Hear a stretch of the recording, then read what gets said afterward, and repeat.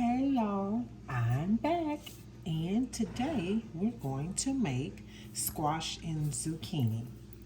I have already cut my squash and zucchini up, and I have all the fixings ready to get started. So, the first thing you want to do is cut your stove on. I'm going to say cut it up on high, medium high, just so that you can get things to start to cooking. So, the first thing I'm going to do is put my onions in. Put my onions in, and my onions are frozen. You are free to use fresh onions if that's what you like to use. Frozen things stay much longer than, they don't go bad like fresh. I'm going to put a stick of butter because you guys know I love butter. Love it, love it, love it. Then I'm going to let that heat up, but I have my bacon here, 4 strips of bacon. And what I'm going to do is I have my shears here, and I'm just going to cut it up. I prefer to use shears because they're more pliable and easier to use than trying to cut them up with a knife. But if you prefer to use a knife, you're more than welcome to do so. So I'm going to cut these up. As you can see, it's already starting to get hot. So I used 4 slices of bacon, and I used 6 yellow squash, and 2 zucchini. I'm just going to keep cutting this up.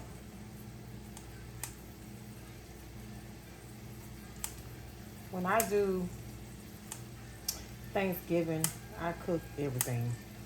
So anything that's coming to my mind, I'm just videoing it and showing to you guys. I like to have a buffet.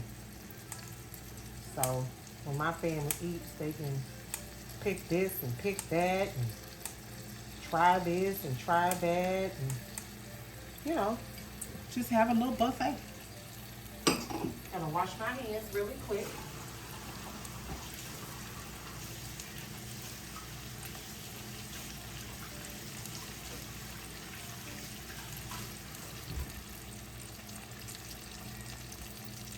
And then I'm going to add some pepper.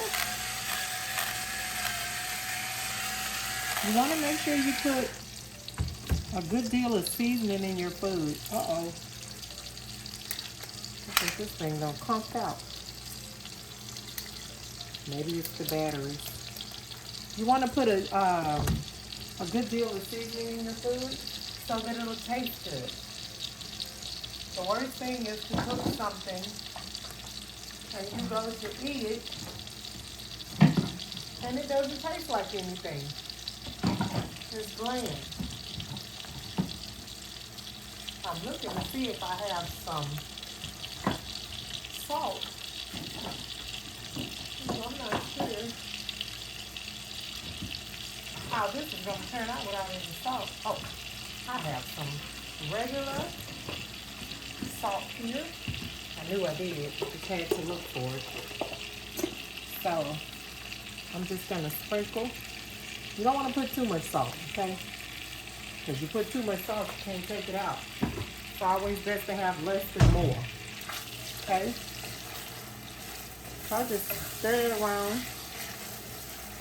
And of course, the smell of bacon and onion always smells so good.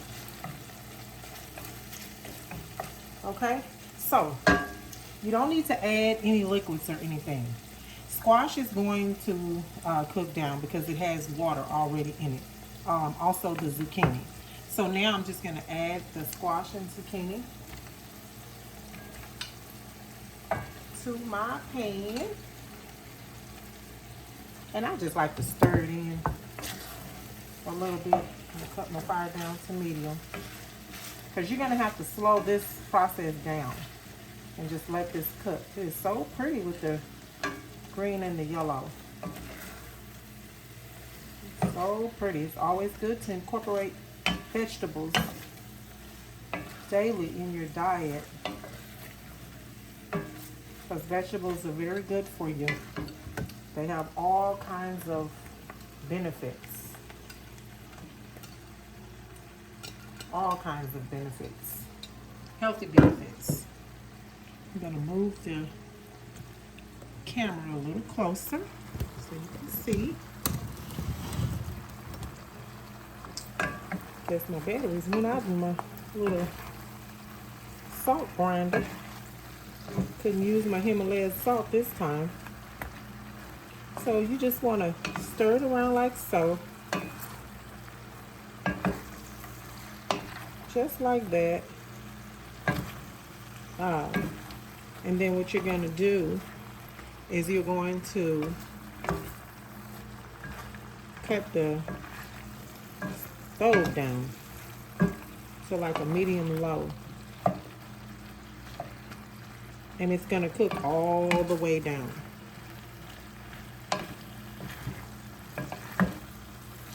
It's going to cook all the way down. So, I'm not going to bore you with this process. I'm going to let this cook all the way down, and I'll give you how long it took for it to cook down when we come back, and then I'll show you what it looks like once it's cooked down. I'll be back in a bit. See you. I just wanted to come back really quick because I forgot to add this. You can put a top on top of the zucchini and squash. You just need to make sure that you check it, because as you can see, it's already cooking down. But I wanted to come back and let you guys know, for it to cook, quicker. I always put a top on so that the zucchini and squash can, sweat and then cook down. Hope that makes sense. I hope that helps someone. But I'll be back as soon as it finished cooking down. All right, guys. See you in a bit. Okay, guys, I'm back. And I just want to show you what the squash and zucchini looks like once it has cooked down. And as you can see, it has reduced big time. It has simply reduced. And a good way to tell, if you can take your spoon and you can just take like a big piece and just go straight through it and it's tender, then you know that it's complete and it's done. So that concludes our zucchini and squash recipe. If you have any comments or questions, let me know how you make your zucchini and squash. And I just want to thank you guys for stopping by and watching. And until next time, I'll see you soon. You be safe. Bye.